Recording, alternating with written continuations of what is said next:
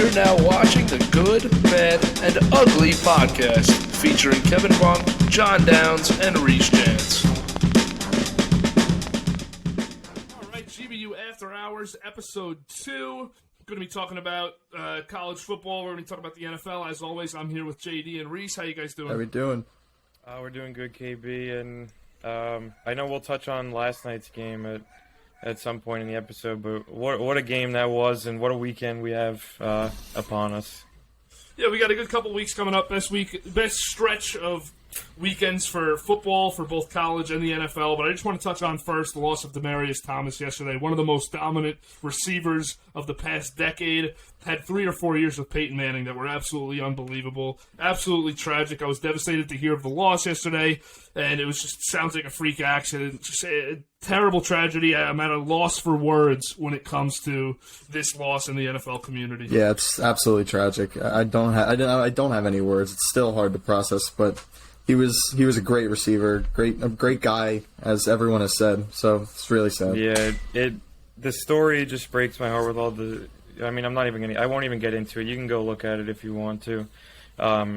What caused him to pass, but it's really devastating. And he was such a great player and a great person in the community. Like Reese said, he was always giving back, and he was always. I saw clips of him making people happy, and he'll be missed, man. He was a big part of my childhood. He was one of the best receivers throughout my middle school life, my short elementary, middle school, high school. He was one of the best in the game, and him and Peyton Manning were dominant, man. They were so good.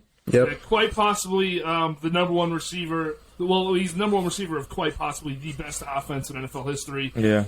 Really exciting to watch. Was always fun every week. Didn't win the Super Bowl that year. They won it 2 years later, but awesome guy, awesome player, awesome team. And as tough as it is to move on, we have to move on to college football. We got a lot of bowl games coming up, really good slate. I want to start with a couple more coaching changes. Marcus Freeman, defense coordinator at Notre Dame, will fill the shoes of Brian Kelly and take over the program. Clemson loses both of their coordinators. Tony Elliott is going to Virginia. He was the offensive coordinator. Maybe a good loss for Clemson. I think that there was rumors of him maybe getting the sack at the end of this season. And Brent Venables, the defense coordinator, got hired by Oklahoma. Oklahoma going defensive at head coach as they approach their entrance to the SEC, something that I thought was a really good hire for Oklahoma. Yeah, I want to say QB too. And he was I don't know much about these guys from Clemson, but I always see Venables on the sideline. He's always been there. He's been a part of the great Clemson team. So, and a lot of Oklahoma fans see this as a great hire, and same with Notre Dame. So, no bad ones to talk about so far. Yeah, Elliott equally has been with Clemson for just as long, but you didn't see him. I personally hadn't seen him until this year because he wasn't the offensive coordinator until this season. He was the co-offensive coordinator for 3 years prior to this past year, and the offense was not good this year, his first year as sole offensive coordinator. So we'll see if he works out. Jason Garrett also, as Reese reminded me prior to our show, is the front runner for the Duke head coaching job. He was just fired by the Giants recently as their offensive coordinator, and of course he coached the Cowboys prior and played for the Cowboys prior to that. So to run through some bowl games, Utah versus Ohio State is going to be the Rose Bowl, Baylor versus Ole Miss for the Sugar Bowl, Oklahoma State for Notre Dame for the Fiesta Bowl, Michigan State for Pitt for the Peach Bowl. Those are the games of significance to me. I'm very excited to see all of them, but we're going to touch on the playoff today, where we have number 1 Alabama versus number 4 Cincinnati, first group of 5 team to make the playoff, looking to upset the best team in the country. And Michigan is the number 2 ranked team, and they will play Georgia in a real battle in the Orange Bowl, who's Georgia, of course, is the number 3 ranked team. Curious your guys' thoughts on the early look at these matchups. Yeah, I just want to talk about, I think the 4 teams that are in are the 4 teams most deserving. I just don't know if I agree with the way they're placed. I think, honestly, the committee placed them so Cincinnati would have to play Alabama and get destroyed, so they'll never have to play put another group of 5 team in there, which is unfortunate. But I hope Cincinnati makes it a close game. I hope it's a really good one. I really do. Just for the sake of college football, it would be great if Cincinnati put up a fight against Alabama. I don't know how likely it is, honestly. I think they might win by a few touchdowns, but Luke Fickell has those boys buzzing, and he's a good coach, and he'll have them ready. He'll have them ready, so I will see with that game. Yeah, Cincinnati's a very talented team, but it's Alabama, so I if I had to guess, I'd take Alabama in a landslide. But I mean, you never know. With this year of college football, it's been pretty interesting. So I'd like to see Cincinnati make it close or even win, but I don't think they will. It's just unfortunate. I'll say it's just unfortunate that Alabama beat Georgia because everyone knows Alabama deserves to be in the playoff almost every year.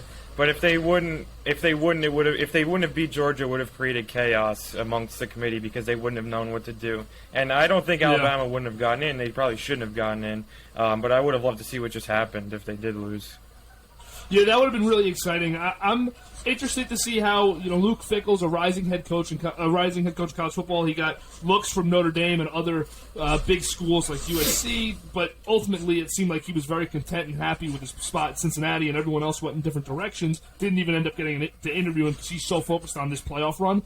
But I'm excited for Desmond Ritter, who's trying to become one of the top quarterbacks in this year's draft in a class where everyone's uncertain. Everyone has different top quarterbacks, including myself. My top quarterback right now is Malik Willis, but Ritter's not far behind him. So is everyone else is right behind him for me. So I'm excited to see him against Alabama, a chance to put on a showcase, and I'm excited to see the probable Heisman winner, Bryce Young, in this game too. So I think really good playoff. 3 teams that I think could win. I don't think Cincinnati, I think, John, you hit it right on the head. The committee put him against Alabama to hope for a first-round massacre, but I'm really excited for it. I hope it's a good one.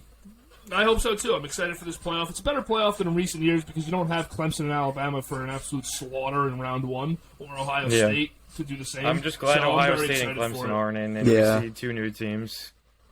Yes, me too. I'm excited to watch Michigan. We're probably seeing the most dominant player in the country in Aiden Hutchinson on Michigan. But if you guys could just throw a quick prediction out for how this Final Four shakes up and what's our end result here. You want to go first, John? Yeah, so Alabama's going to somehow, some way, even if Cincinnati plays close, in the end, Alabama, to me, will probably win. I'd love to see Cincinnati. I'd love to see Cincinnati versus Michigan. That'd be I'd love to see that for the championship game. That'd be just awesome to see Cincinnati in there. And then Michigan hasn't been back there in a while, so I'd love that. But I think it'll probably be Alabama, and I'll say Michigan will beat Georgia. We'll talk about that a little more in a second, but I do think Alabama beats Cincinnati, and then I do think Michigan beats Georgia. But obviously, that's just part of me really wanting Michigan to win because Georgia can definitely beat Michigan, and we could definitely see Alabama versus Georgia again, which would disappoint me. I just want to see Cincinnati or Michigan in there. Yeah, JD, I fully agree with you. I want those teams to get in, but I think it's going to be Bama, Georgia. I feel like Georgia's just going to exploit Michigan.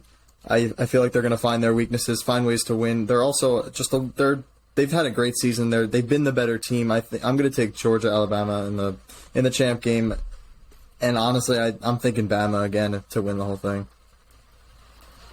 Yeah, I'm going to have to go Bama to win the whole thing, but I think Michigan's going to actually...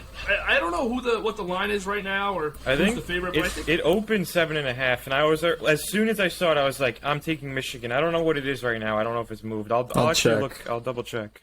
Yeah. I really like Michigan in this one. I think Georgia's getting... And you know me, I'm a big SEC sympathizer. I think that the worst SEC teams compete with the best Big Ten teams and the best Big 12 and the ACC teams, but...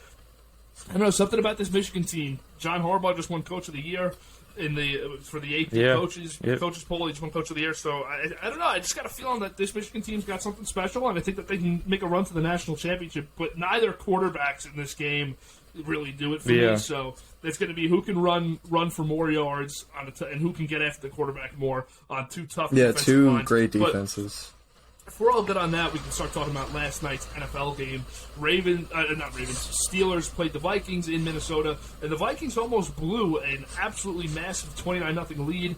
There's a lot to unwrap with this game, from an almost comeback to Chase Claypool, just everything that happened last night. So whoever wants to kick it off. Reese, you kick us off. Yeah, I just wanted to start with saying that Kirk Cousins is good, man. In the beginning of the game, they started it off with a 40-yard dime to Jefferson in the end zone that he dropped. Probably one of the best throws I've seen all season. Kirk has been really, really good for these Vikings. He does make those turnovers, though. Yeah. He's always capable of giving you one and giving you a game, and he almost gave the whole team. Yeah. He did almost give the Steelers the game. Yeah, but he's eliminated that factor of his game a little bit this season. He was previous to the game, he was 25-3, which was the best touchdown to interception ratio in the league. But I mean, Dalvin Cook looked like there was nothing wrong last night. Najee picked it up. There was also no defensive line. Yeah, I don't know which. By the way, I don't know what's happening. Yeah, the holes that this guy was running through. Yeah, it looked like there was no one on the field half the time. And luckily, Najee Kastar over as the game progressed for the log it in picks. But yeah, they salvaged the Steelers +3, which almost happened. But it was a good game. A lot of just mistakes by the Vikings. They don't look like they're a team that's gonna really do anything anymore, in my opinion. I think they're electrifying to watch, but it's just not a team that's gonna get the job done, I don't think. Yeah, I gotta agree, because I've said it a bunch of times on this, Vikings can play spoiler, and I still believe that they're not a team you want to get matched up with as a 2 or a 3 seed. But yeah, it's just not right with this team. This team's just not. They're not right. Their defense is not very good. Cousins, statistically, is as good as anyone in the league every year, and he just seems to not. It's like it's missing something again. He can't put the game away. Yeah, he can't put the game away, and he can't. Like you said, big games when he's got to make throws, and not even make throws, just to keep it clean. He doesn't. Yeah. He's got the best touchdown interception ratio in the league coming into last night's game, but it still is just like. I mean, they lost to the Lions. Yeah.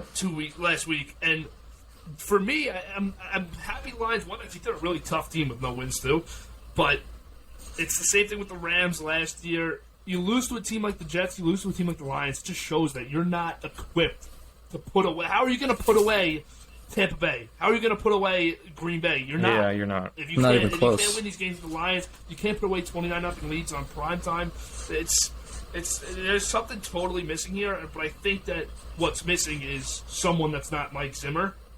Yeah, because it seems to be running stale. Zimmer seems to be running stale, and I don't know how it's possible that they're 5-7 in one-score games, which means every game they've played except one was a one-score game, because they're 6-7 overall now. How their inability to close out these games, like not even with ease, just like without having to just. If you're a Vikings fan, no lead is ever safe. They're up 29-0 at half. I put out an announcement on our Instagram story declaring the Steelers +3 dead, and then in the second half, I mean, I stopped watching the game for like the beginning of the third quarter, and I always was going to go back and watch it just to see the end and how it played out. But the Steelers, they were forcing turnovers and just marching down the field, and the Vikings just had no answer until the final play of the game, where Harrison Smith made a great play on Freiermuth. Saved a touchdown, saved the game. Saved, that almost killed our cover. That was almost it looked like he caught it. It looked like that game was over. Oh my god. It looked like the greatest cover of all time. I was on my feet because if they score that touchdown and then miss the 2, we're good. We don't need the Steelers to win. We're good. We got the cover. It was 2. So I was rooting for the touchdown and the miss, too, even though I would have liked to see the Steelers win because I don't like the Vikings. But, I mean, the end of the game, that was a sick play by Harrison Smith, punching that out. And sick it was a throw, great, too. Like, Big Ben will have, like, the quarters. He can sling it. First half, he looked old. He was getting drilled, and he couldn't get back up, and he looked just terrible. And then, like, he's slinging it around. And in the second half, he was slinging it around. It was a perfect throw. First half was like, this is why he's retiring. Second half was, oh my god, is it 2009? Seven's got it again. Yeah, but they do it again against the Chargers. They do the same exact thing. It's just these weird second half comebacks that just don't end up being anything, but they rope you in. That last throw to Freiermuth was in a window of like 3 guys, and it was a great throw. And he caught it, but the hit from Harrison Smith, the punch out, combined with the hit from whoever else came across over the middle, obviously jarred it out. And many guys aren't hanging on to that thing. It was a tough catch. Yeah, the Steelers. Well, I want to talk about Chase Claypool for a second. Yeah, I was just going to say the same thing. This guy, dude, come on. How is this guy a Steeler? He's a clown. I mean, he is a clown. He is the absolute Pittsburgh Steelers stereotype guy. First of all, he calls out Mike Tomlin last week, which is for not having music in practice. That's a reason for losing games. Come on. That guy's that guy's had 18 straight seasons of winning seasons. Yeah. Not one. Claypool can shut his mouth. I got news for you, Claypool. Yeah. Mike Tomlin's probably the second best coach in the NFL. Yeah. And you just called him out He's got a Super Bowl. He's one of the greatest defensive minds in NFL history. The guy invented an entire style of defense. Mm-hmm. And you think he's going to play music at practice? Like, you think Belichick's playing music at Yeah. practice? You think Olivia Rodrigo is on at Foxborough every week? No. Claypool. I mean, where do the Steelers find these receivers, too? They find talented guys TikTok that boys. are just like, it's like third grade. It's almost like It's crazy. It's really sad. I don't want to even like loop Juju in because Juju's bad. Like Juju was bad with the dancing on the logo, but he He's a team player, when though. said and done, he's a good receiver and he fights for extra yards and he flatlined Vontaze Burfict for his team when he was a rookie, which is just great. So he's done things that have like been like, oh, okay, he's a real good receiver. He is a Steeler, and then he dances on the logo and all that. And the TikToks are bad. Like they're bad, but I don't want to loop him in the same conversation as Claypool because Claypool Somehow it's worse. Like it's really bad. Like he just cares about himself almost. Juju, I mean, you totally nailed it. But better player, better all around receiver. Yeah, But it seems like Juju, when it really gets down to he'll strap him winning up. a game. Yeah, when you really got to strap him up and get serious, and your back's against the wall, he seems just like an awesome guy to have on him. But Claypool, this is like a totally immature guy that I don't want to have around my locker room, and he's incredibly talented. I love the draft. Since then, I mean, we saw flashes last year of a really, really good wide receiver 2, like best wide receiver 2, worst wide receiver 1 type of guy in the league. And he had a great catch down the sideline yesterday too. There was a Oh my DPI. God, that was It was a insane. sick catch. That was like the catch of the year last night. Yeah, it was insane. And then, but then the next, I can't believe him blaming the offensive line. Why are The you right guard. celebrating? He's like pulling You the don't- ball away from this guy. From what I saw on Twitter, it's like I wonder how because like Trey Turner's like a great guard and he's apparently nuts. So it's like everyone's like I want to see what he said to Claypool after the game because you don't hang your teammate out to dry, dude. He was hustling to you to try and get that ball back to get it snapped, and you costed your team a play because you were pointing for a first down with 30 seconds left on the clock and no timeouts. Yeah, I mean, dude, what can are we doing? Like, let's have a little like track record of what's going on with this guy. I mean, you call out the best coach, one of the best coaches in the league, at your press. Then you make an effective play for once, and you're celebrating the ball. You're celebrating with the ball with 30 seconds left with your team down by 8. And then you go out and then you blame your own players because you're an asshole. It was And his to add to fault. that, What are we doing? He got that personal foul in the end zone in the first quarter. Tomlin benches him, goes back into the game. He fumbles on second down, and then he comes in and does this in the fourth He's a quarter. clown. I don't Mike get Tomlin's it. had Like I enough. said- Mike Tomlin's had enough of him in the press conferences when they ask about him. He's like, "Did you bench Chase Claypool?" Yeah. Do you think the message will get through? Yep. We'll see. And next question. It's unbelievable. I mean, I don't even. Pittsburgh's got a lot to work on. Yeah.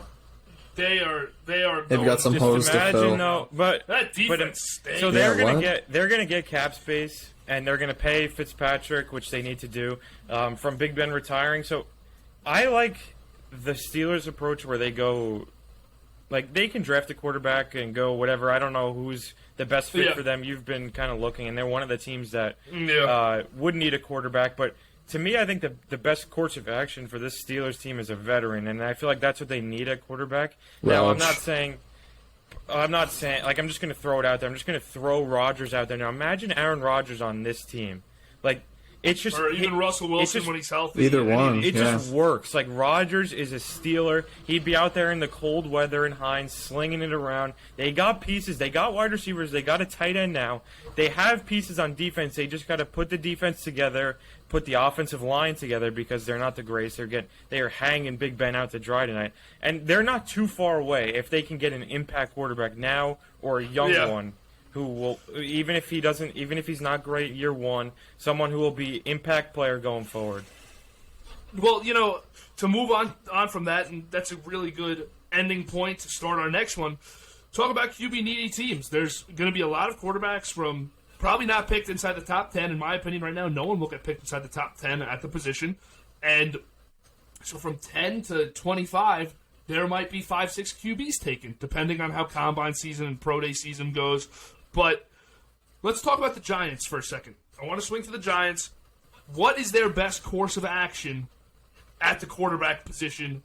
And really just, whenever you're answering this, because both of you, of course, will, go through what you want to see at quarterback, what you want to see at head coach, what you want to see at GM. Are we getting rid of Judge? Obviously, Gettleman's gone, so we don't even have to talk about the GM. Gettleman's gone. We all agree with that. But what do you think about Joe Judge? What do you think about Daniel Jones? What's the best course of action for this team? If I'm a Giants fan, I want everyone out right now. I want Daniel Jones out. Gettleman's leaving. He's not Gettleman's guy anymore. You can't have Judge there anymore. His time management has been god-awful. The Giants have been god-awful. The only thing that's been decent is their defense.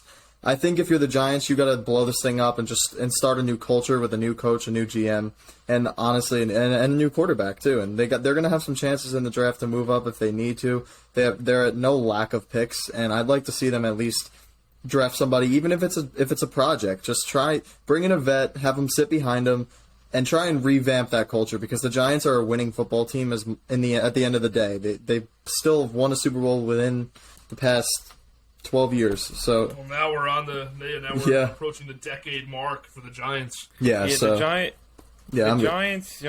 I'm not gonna none of us are Giants fans, so we're definitely going to get an opinion from a Giants fan, probably multiple Giants fans going forward on this show. We're gonna have we know a bunch. They're a very animated group because the Giants are putting them through hell, just like you guys with the Jets. To me, I think the best course of action here is Russell Wilson. Go get Russell Wilson, but don't trade your first this year, one of the ones you have. Probably give him the better one, whichever one that is. They'll both be good. You're gonna give him probably Daniel Jones, maybe, if they want him. If Seattle wants him, it might not be a bad option for them, because they still have playmakers on offense. Maybe if they can maybe a change of scenery is what he needs. We'll see. Definitely a first. I'd throw in Daniel Jones. I'd throw in a first next year, and then probably a third-round pick somewhere in between there. Try to keep, though, if you can, your 2 firsts this year, because you still want to get younger. Even though you're getting Russell Wilson, you're getting an impact quarterback, you still want to get a young tackle or you want to get a young pass rusher, whatever they need, whatever they think is best. But I want to turn it around. And KB, what do you think the Giants should do? Yeah, I'm gonna dispute you with this. I don't think Russell Wilson's a good course of action for this team. I think that this team is terrible at 22 positions. There's not one guy on the Giants. Honestly, only starter on the Giants I see is Xavier McKinney at safety. Only guy. No, and Kadarius Toney, you're not adding as a second receiver because you got Kadarius Toney now. And Andrew Thomas, I guess, at left tackle. But you get the point. I could justify filling any position on this team. I'm not spending those picks on Russell Wilson. I think Russell Wilson starts at 2 firsts with Seattle. And if I'm Russell Wilson, I don't want to go here either. Because my whole issue with Seattle isn't it that I'm getting killed. But we're hearing That's exactly what I was going to say. For some reason, he does want to go. No, he does. He does. I saw it was, what was it, him? It was Broncos, Giants, Saints, Denver. That's it. And one other team. I think, either way, whatever. But I don't want to go. I don't even want to play for. I don't know. I was shocked that he said he wanted to come. It's just New York. His wife probably wants to go to New York. It's exactly what it is. It's only New York. He's already got his. Russell Wilson, first of all, is starting to. I'll get back to. I haven't even started talking about what I do at quarterback yet. I haven't even answered your question. But Russell Wilson is starting to get on my nerves a lot because he went from good guy, humble guy to now he's so extra with. The videos, his humble and his brand and his videos. And yeah, he's the cockiest piece of garbage in the NFL, and he's having a terrible season right now. But so back to the Giants. On the Giants, I don't love the kids in the draft this year. Maybe I spend a second-round pick on a project that I like, but it depends. I'd really the board would have to fall. Like a Sam Howell would have to drop out of the first round. And they're probably picking the top 5 in the second round. So a guy like that would have to drop out of the first round for me. But I like the course of action of like a Teddy Bridgewater with Denver. I really think they need a bridge quarterback. They need to build up this team because it's so bad right now. And maybe the mistake that the Jets and Giants are making is not building the team before the quarterback, which I get both philosophies, building with the quarterback on the same timeline, but not having a team and throwing these guys into the fire, which I don't think Jones, I don't think Darnold, I don't think these guys will be good anyways. Obviously, Darnold was not. But maybe we got to build up a team that could win 8 or 9 games without the rookie quarterback going in. We don't want 3 wins every year, and they gotta get rid of Judge, in my opinion, also. And I want to see him beef up the O-line. I want to see him get rid of Saquon this offseason. Maybe add a second-round pick for Saquon and just go all in on the draft. Russell Wilson, for me, is awesome. If you get Russell Wilson, I'll pat you on the back still. I'm not going to say, oh, it's a terrible move. But I think there's better course of action because I don't want to use draft capital on a guy that is not having a good season right now, in his mid-30s, and you're not winning more than 8 games with Russell Wilson back there anyways. Because Seattle might be a better team than the Giants right now. I think they are. They have a much better coach, much better personnel, and they might not win 7 games. So yeah, I just want to make it... I definitely understand... sorry, Reese. I definitely understand that the want to get younger, to get guys you can control for 4 years on a rookie contract. I totally get that, and I would not be shocked if that's the way they go. I think, though, honestly, like, you get Russell Wilson now, he's 33. Like, I feel like you have time to, like, you have a 5-6 year window where I think Russell Wilson's still a good quarterback, and I think you have a 5-6 year window where you can really build this thing up, even though you're giving up a first-round pick this year and next year. You have 3 in the next 2 years. So you're going to give up 2, but you'll still have 1, and one of them's going to flip you into Russell Wilson.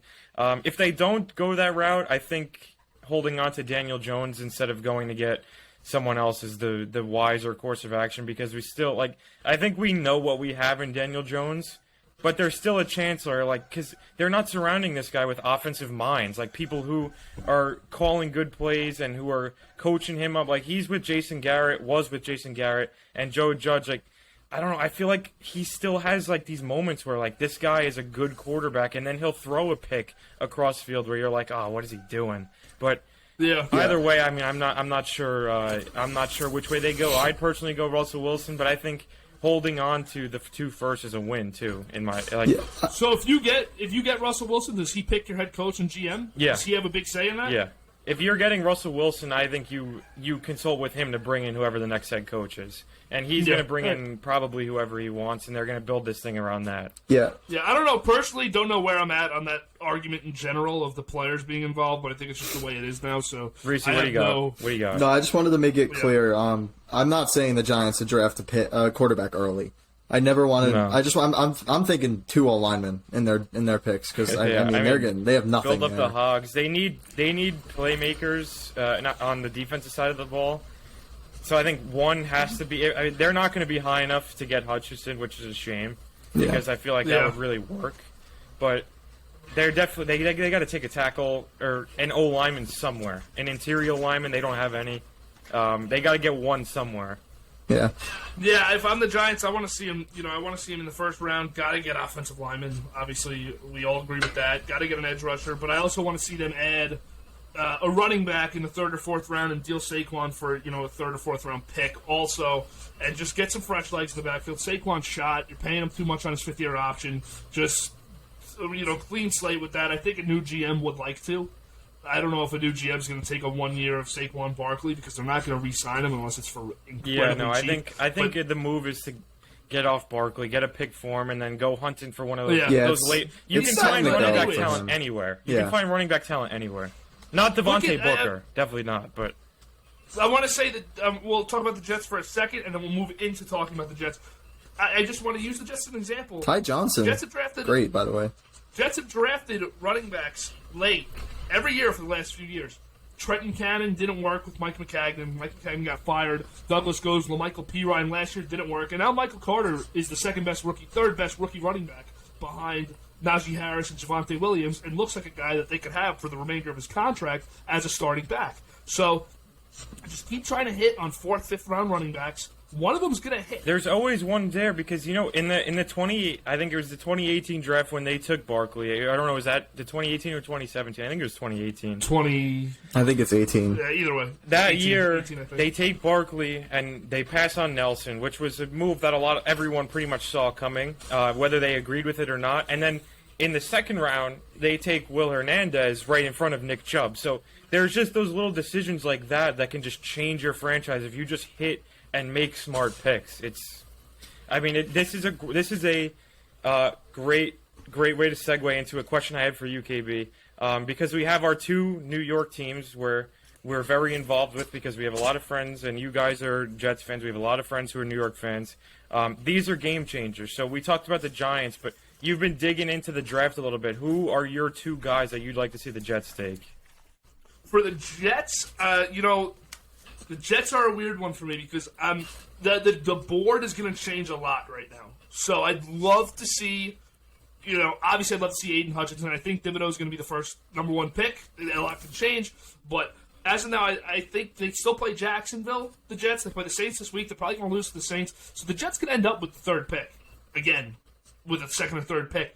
Houston plays Detroit, I believe, at some point. I could be totally wrong with that. But no, I don't think they do, actually. But either way, so these teams, their picks are going to change a lot. Seattle's going to win a few more games. But I really want to see, I'd like Derek Stingley. I don't love the corner position for Salah's defense, but I think they need a guy that's going to take the ball away. I like their two D-backs they have now, Bryce Hall, Michael Carter, who were both drafted. Hall was a 5th-round pick last year. Carter was a 4th-round pick this year.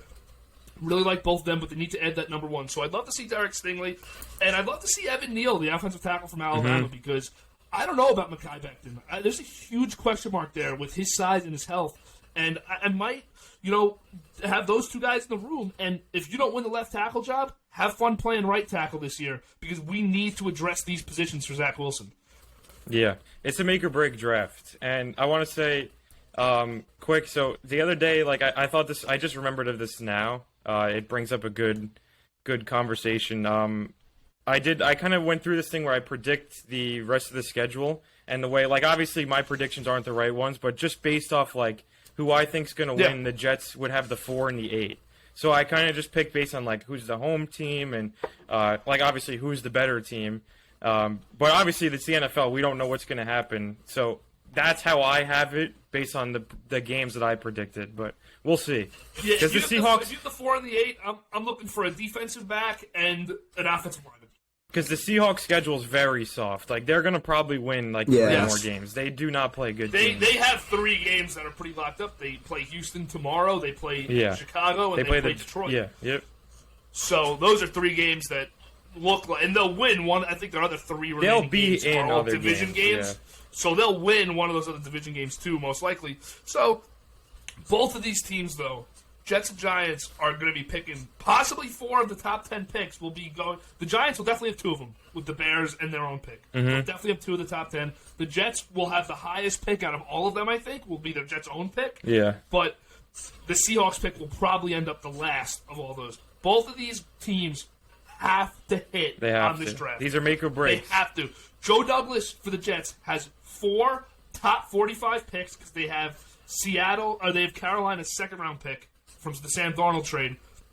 So they have 4 top 40, top 45 picks, and they have 2 that could be in the top 10. These have to be hits. Reese, I'm curious, what positions do you want to see filled? And if you've seen any of the players that you want in the draft, who would you want specifically? Yeah, so I'm all with you on Stingley. I think Stingley's one of the Jets' must-haves. The cornerback position, the Jets don't have guys that take the ball away. So we need someone we need a ball hawk. We need someone who's gonna just make a play on the ball, change the momentum of a game, because the Jets lack that severely right now. If you've watched any of our defense, you know it's god-awful and makes you want to rip your eyes out. So I'm looking for definitely a big playmaker on defense, and I think we gotta go line one more time. And you said you like Neal. The only reason I'm a little shaky on him is it's another big boy. I think he's 6'8", 350. Yeah. So he's one of those guys that I would obviously like, but I'm not sure if his production's going to go the way in the way of Mekhi Becton. What are we doing with Becton? That's exactly what I'm thinking. Left tackle, is he locked in? I don't know anymore. He's got to play. This is my thing with what I just said about Neal. I think that Neal's weight is much less concerning. I think that his health, but he's still, like we said, he's still just if you're playing tackle in the NFL, you're a massive human being. So it's scary to draft. Andrew Thomas is a little undersized for a tackle. I believe he's 6'6", 345. I'm actually looking at I was comparing Becton and him, so I have Andrew Thomas. He's 6'5", 315. He's 6'5", 3, yeah, so he is smaller, very undersized for a tackle. Where, injury is not as much of a concern because Becton has this lower body injury. He can't recover from it because how do you walk on a broken foot when you're 300 pounds? How does your foot hold 380 pounds? Yeah. But Becton concerns me with, I try not to buy into the rumors. I wouldn't until Saleh or Douglas said something. it seems like he doesn't love being on the field. Like, it seems like playing football is not primary. Yeah, I could see agree. that. Just for some reason, I could see that being the case. So I'm not going to say that that's what's true. I've seen it in a couple places, but nowhere where I'm like, oh, this is a source I really trust. Yeah. But back to Evan Neal, I think Evan Neal's a guy that could play left and right tackle. Reminds me a lot of Orlando Brown. Could play both sides. If they drafted him, I'd like to see him at tackle, but I don't think they'll draft him because Becton is Douglas's guy. Douglas's first draft pick. He was a hit when he's on the field. His rookie year was awesome. I mean, he was fantastic. Yeah. So I don't think Douglas will try to address left tackle. I think maybe right tackle is something they see with one of those 2 second-round picks. But if it's not a tackle, I want to see any of the edge rushers. Yeah, I'm fine with we need a rusher Leyland too. Farrell style reach with their Seahawks. Yeah, if you hit on it, I mean, it doesn't obviously not.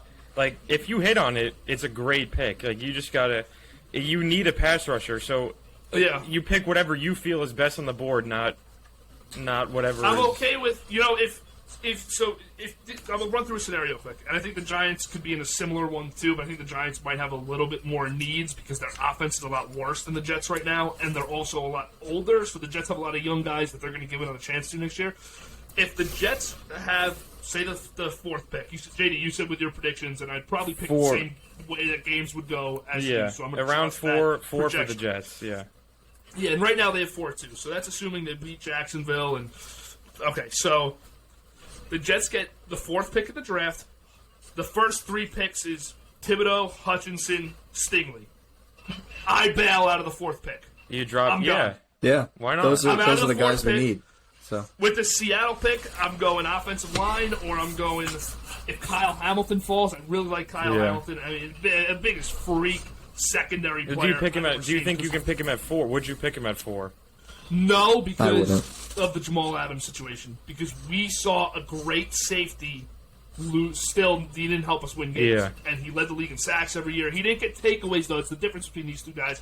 I think Kyle Hamilton has a chance to be in the Ed Reed, Troy Polamalu stratosphere of greatest safeties of all time, which that's a high, mantle saying those 2 names, but he is so good at taking the ball away, and he's huge. He's 6'4". I think he's like 230 pounds, 220, 230. He's a massive dude. He's the fastest player in the secondary in the draft. Absolute freak. I love him. But it's going to be exciting this draft season. Yeah. I'm excited. Yeah, we're gonna have a lot of draft stuff to talk about. Too much. Our 2 local teams, one are picking 4 times within the top 5, which is awesome because I'm gonna love to see that because I like I said I've said it many times. I have a lot of friends and we'll probably wind up watching the draft with a few of them, or we'll see where we are, whatever we do. Maybe we'll do a little draft party, but it's going to be electric on draft night. Oh, yeah. It's going to be so much fun. I can't wait. Draft night's always electric, but when you add in the fact that these 2 teams have 4 picks, it's going to be great.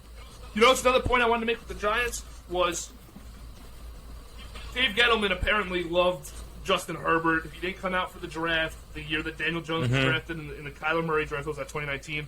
And if I'm the Giants, another reason why I don't get Russell Wilson is if you bring in a GM that loves Bryce Young, C.J. Stroud, or one of these guys that had really great years in college football this year, I hold off the year. I don't want to make this same mistake where we did not take the guy we loved because he wasn't able to or didn't declare for the draft, and we're going to hold off a year because we're probably, regardless of what we do this year, still going to stink next year and have a chance at getting in. So maybe with those top picks, you take Kyle Hamilton and you take a guy like Charles Cross, who's tackle at Mississippi State, who can play both sides of the line.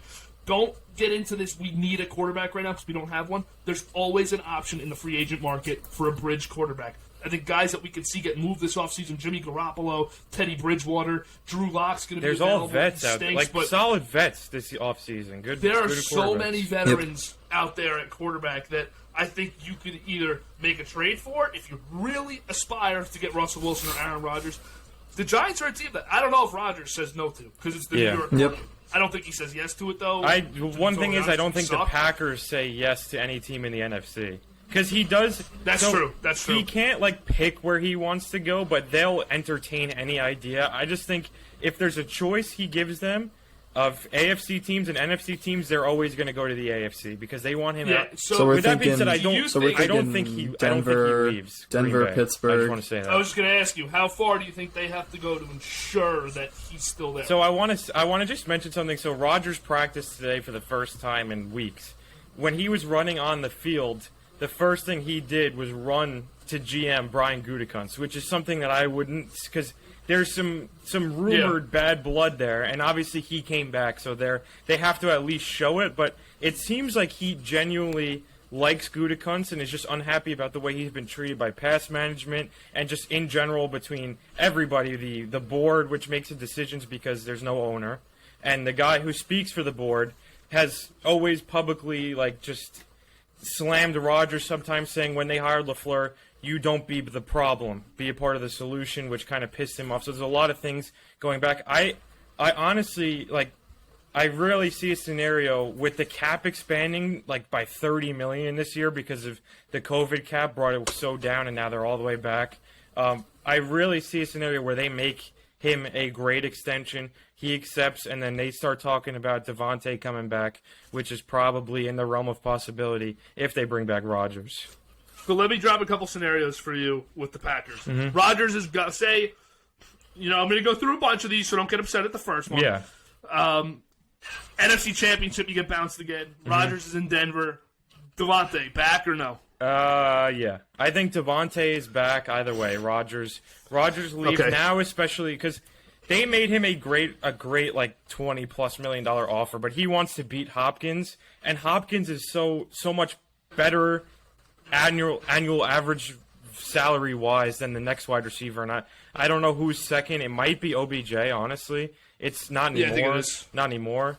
But yes. D-Hop has $5 million on whoever's in second. So it was hard for them. The Packers don't want to go that much, but I think eventually, now that the cap is expanding, they're going to have, depending on what happens with Rodgers, if he leaves, they have a bunch of money off the books. I definitely think Devontae stays no matter what. Okay, JD, I have a question. So, say you guys win the Super Bowl, right? Mm-hmm. Then Tay leaves and signs to a different team. What does Rodgers do? I think if they win the Super Bowl, honestly, are they going to run it back? Honestly, if they win the Super Bowl, I kind of feel like the opposite, because if they win the Super Bowl, I know. I was trying to think of just a wild If they win the Super Bowl scenario this year with Rodgers, it's kind of like I've accomplished a lot here. I'm leaving on a great note. Like, if he left and we won the Super Bowl this year, I'd be in his debt forever. I'd be so happy. Even if we suck next year, it would suck because we had such a great team this year. But if he leaves, I kind of see it as like a chance to let's go explore something new. Let's go live somewhere else. Let's go check off another bucket list in my NFL chapter and do it with a different team and leave Green Bay on a good note. I see that as the most likely scenario if they win the Super Bowl, because they can move on and everyone's feeling good. But it's tough. It really is tough right now because he doesn't give you any he gives you hint nothing, at what that he's guy. thinking. I have no idea what he is thinking right now. Like, whether he's just putting on a show to try to get through this year and say he clearly loves the Packers fans. He loves his teammates. He loves his coaches. That's not lying. He's not lying about that. But he could be lying about I'm a Packer. I'm a Packer. I'm a Packer. We'll see. There's a lot of things that can happen, and this offseason is going to be crazy. Yeah. So, for Rodgers, you'd have to give up more than Russell Wilson. Yeah. For a team like Denver, do you give up... I'm just going to... this is going to be terrible trade packages. Do you give up 4 firsts and a, solid offensive player for Rodgers, or do you give up the 2 firsts, 2 seconds, and a decent player on either side of the ball for Russell Wilson if you're a team like Denver? It's probably I don't know, because whatever team is going for Rodgers and probably Wilson is going for it all. But Wilson's got a bigger window. He's got more years left. Rodgers is going to he just turned 38, so he's probably got 4 or 5 good years left in him. Russell Wilson's probably got a bit more. whatever team's trading for Rodgers is really going for it. Like, they believe that they have a good enough roster to win the Super Bowl because not only do they have to give up picks, they're going to have to pay him close to, if not the most, out of any quarterback in the league, which is going to take up a large portion of your salary cap. So if it's the Broncos, like, this Broncos team has receivers. They have pieces. They're a Super Bowl contender if Rodgers is there. I think that's the route. Honestly, I think if you're Denver, because I truly think that there is an absolute world of difference, and I think you guys would agree, from Rodgers to Wilson. Yes. Rodgers makes you a contender. Wilson makes you a playoff contender. Exactly. Saying that Rodgers makes this team a contender does not mean Russell Wilson does. Yeah, I think Aaron Rodgers right now weird. is, at this pace, if this last 6 weeks goes how the last 6 has gone, I think we're seeing a back-to-back MVP campaign from Rodgers. I don't think he'll win it because the media probably hates him by now. Yeah. He won't. No chance he wins another one. He won't win the MVP just because now the NFL hates him, but he can put himself with the Bears this week in a position really like, because he's third in the odds right now. It's Brady, Kyler, Rodgers. I think that's what the odds are. Brady's probably going to win, barring a collapse. If he keeps doing this where he's throwing 303 touchdowns every game, he's probably going to win. They're probably going to give it to him, and they'll always give it to Tom Brady over Aaron Rodgers. So Yes. Yeah, I agree. Especially after this year. Yeah. I don't know if there's anything else you guys want to touch on. I know we're not making this one as long as usual. Yeah, so going into just to stick with the NFL and Tom Brady, I want to just talk about the Bucs-Bills game quick. Oh yes, let's talk about a few. I want to talk about that Bucs-Bills game, and I did pick the Bills to cover the 3 in Thursday's video. I think I'm gonna pull that. I might be with you because just thinking about it, it seems like I'm already gonna be rooting for the Bills because I want the 1 seed in the NFC. I don't want double disappointment if the Bucs decide to just shit on the Bills, and I don't know what I'm getting from them. So the Bucs, I know I'm going to get a solid game, and the Bills, I don't. So I'm just going to stay away from that. I'm going to look right now, though, because I'm going to replace it with a different pick. I'm just going to look quick, because I don't want to have just 4 going into Sunday. But, so I fully agree with that. Funny story here. I'm talking to Drew before this, and Drew, of course, our Chargers friend. Chargers friend. About 25 Chargers fans in the country. Yeah. He thinks that we're going to see more Chargers fans tomorrow than Giants Absolutely fans. Not. What are our thoughts on that? I think there's no chance. No. Absolutely not. I don't think Absolutely so. not. I think for a lot of Giants fans who aren't already located in California, I feel like this, before the season even starts, is like, all right, do we want to travel to a game this year? And if we want to go to one, where are we going? And it's got to be LA. Like, even though they stink, I feel like this is a pre-planned trip for a lot of Giants fans going to see this stadium. Yeah. And I have a feeling that there are a lot of New Yorkers that want to see their teams play that are on the West Coast now. Mm-hmm. And you see this game on the calendar. What better than to go to the beautiful new SoFi Stadium and see them play a team that's not the Rams? And before the season, hey, we could beat these guys. So I think that, JD, you totally nailed that one.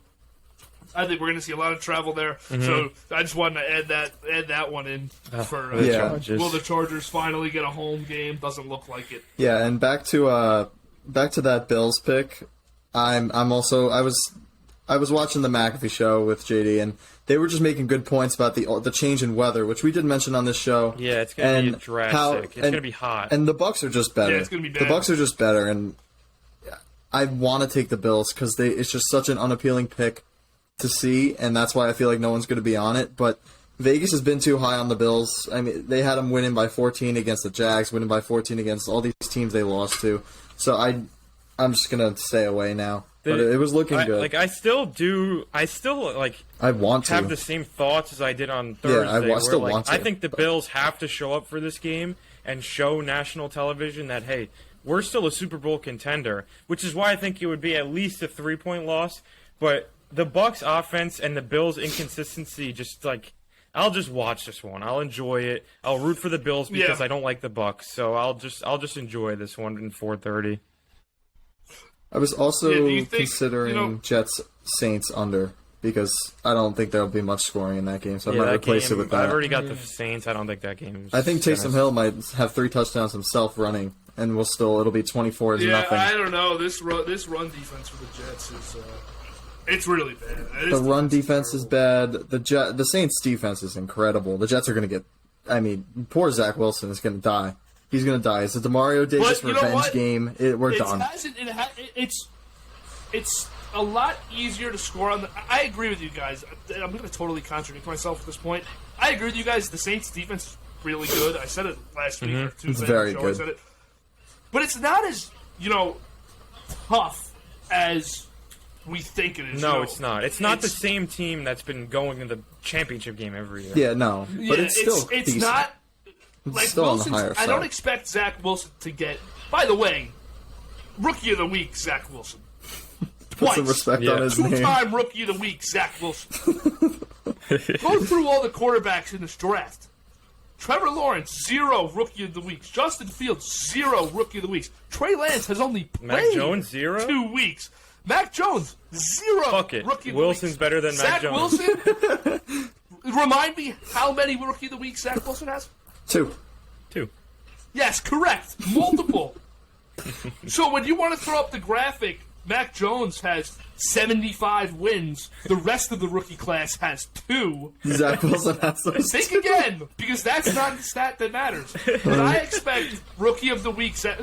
Also, if Elijah Moore does not play on Sunday, Oh my God, the come quad on. thing, this is going to be the most abysmal offensive game of all time for any But team. Elijah Moore is incredible. 70, He's so good. 70 attempts, not one drop, I think I saw to Elijah Moore. Yeah, which is he's really great. good. He's so fast, He's good. man. And that's why I have confidence in Joe Douglas to get this I do draft too. Yeah, done. this the draft, Giants, the Joe Douglas's TBD. last draft was off the charts, especially if Zach Wilson. Joe Douglas probably had the best draft in the NFL. I completely agree. Zach Wilson. Then you get you trade up. You get Vera Tucker, which is an incredible pick. Yeah.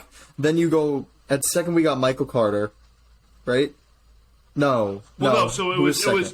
Wilson and Vera Tucker round 1, round 2 Elijah Moore at the 34th pick, round 3 no picks because we traded round both 4 for Vera Michael Tucker. Carter, round 5 Michael Carter, right?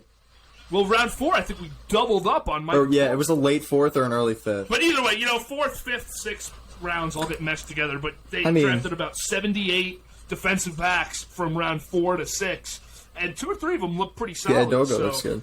I like him. But Douglas easily pulled 4 starters from this past draft, and that's not including Zach Wilson. Yeah, So and Bryce Hall is But good now too. that Zach Wilson- Bryce Hall is good. yeah, and from last wasn't year's draft, drafted, a couple picks did not look great initially. I mean, Asher Davis starting to look a little bit better, but Becton, if he ever plays, that's one of those that might not be at fault for Joe Douglas. Denzel Mims never plays. Denzel Mims is the That's judge. one that might not be at fault for Joe Douglas because we've seen how talented Mims is last year, and he just seems like another guy that doesn't really want to play. He doesn't have a playbook, and it's pathetic.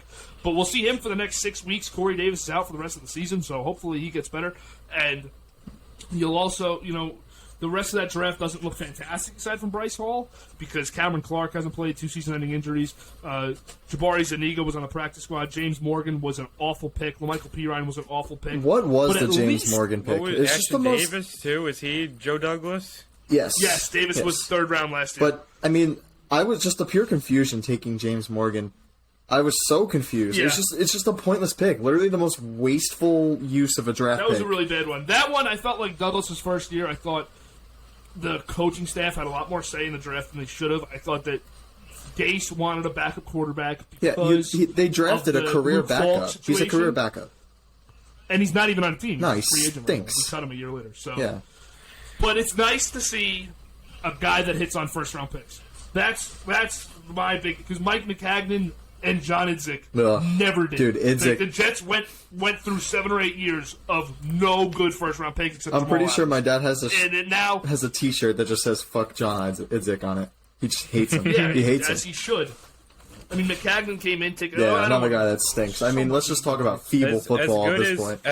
I feel great about the Douglas draft this year just because of how many quality picks they have. So you got to hit on playmakers. Unfortunately, not enough to overcome the curse that these uniforms are because for Oh some my reason, god, we for will some never reason get I tell you don't what, see man. the Jets winning in my lifetime in these things. No, I don't either, but I tell you what, dude.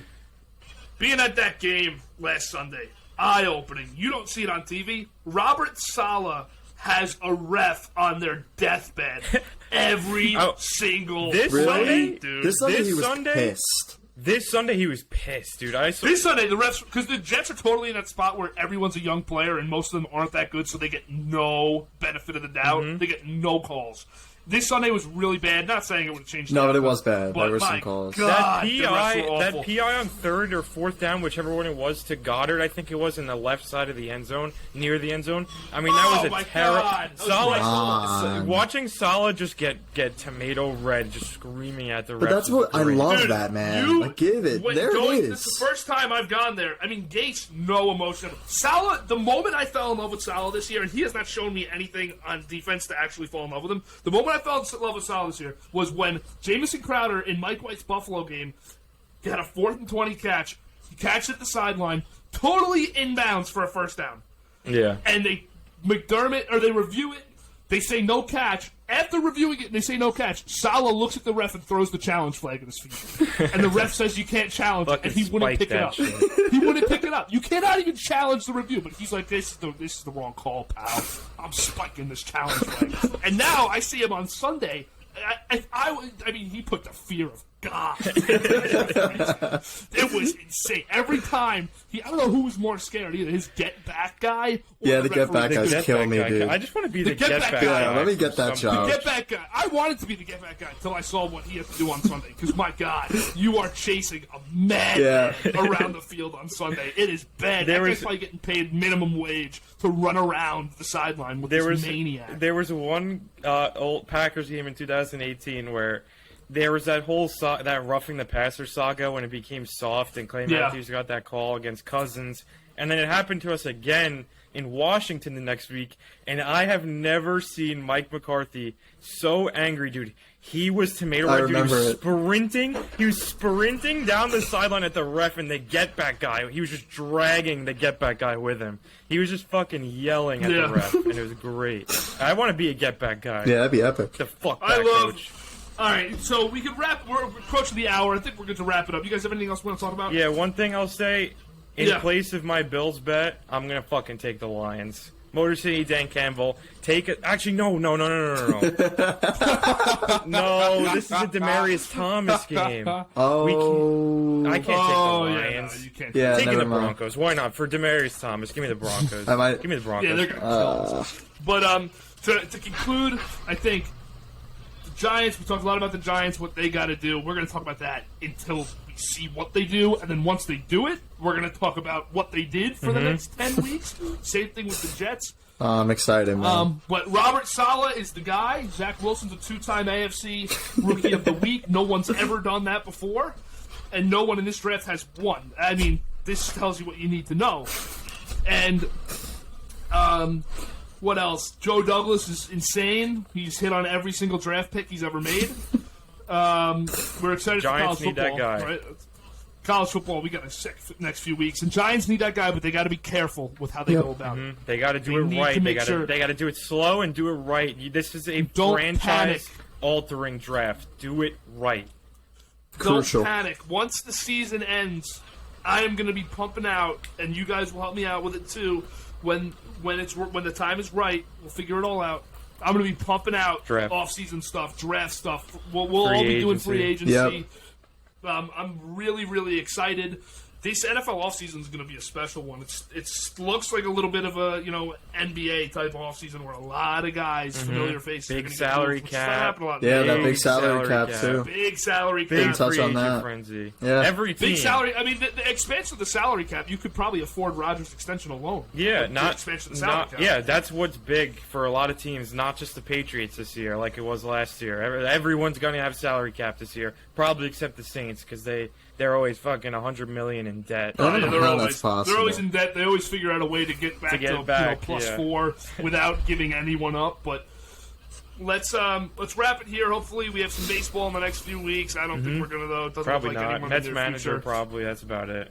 Maybe hopefully, manager. Buck Sherwalter. We didn't even talk about that. Buck Sherwalter. We'll talk about that next Saturday. Yeah, Len will be on next Saturday, so we're gonna have a lot more baseball to talk about. He's as knowledgeable as anyone with it. and he's as passionate about as anyone. Hopefully we get into some other sports in the next few weeks, which is not a ton of news this weekend in regards to that. So I'll let you guys, any closing statements you want to make, anything you want to say at the end here, and then we'll wrap it up. Yeah, I got nothing much to say.